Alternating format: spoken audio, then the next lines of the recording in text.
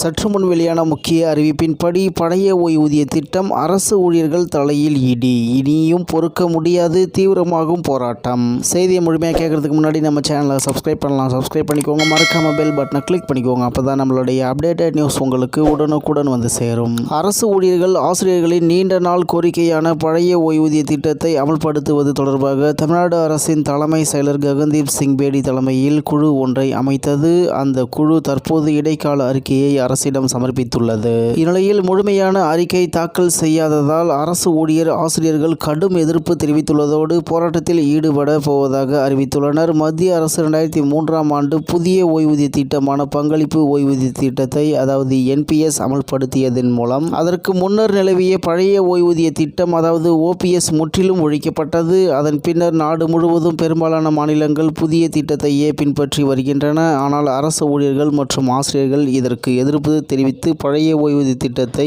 மீண்டும் அமல்படுத்த வேண்டும் என நீண்ட காலமாக கோரிக்கை விடுத்து வருகின்றனர். இந்நிலையில் பழைய ஓய்வூதிய திட்டம் புதிய ஓய்வூதிய திட்டத்தின் கீழ் ஊழியர்கள் தங்கள் ஊதியத்தில் இருந்து ஒரு பகுதியை ஓய்வூதிய நிதிக்காக செலுத்த வேண்டியுள்ளது. ஆனால் பழைய ஓய்வூதிய திட்டத்தில் அரசு முழுமையாகவே ஓய்வூதியத்தை கணக்கிட்டு வழங்கியது.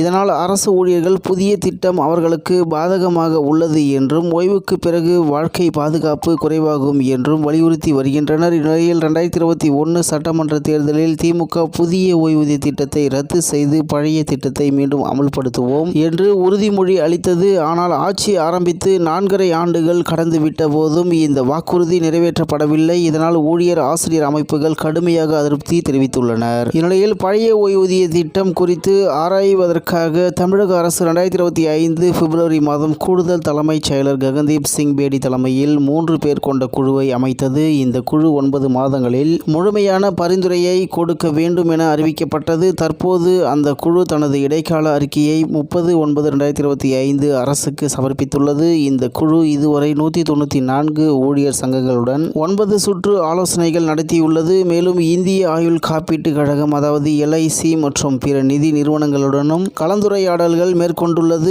7.36 லட்சம் பணியாளர்களின் மற்றும் 6.75 லட்சம் ஓய்வூதியதாரர்களின் தரவுகளையும் சேகரித்து மதிப்பீடு செய்துள்ளது.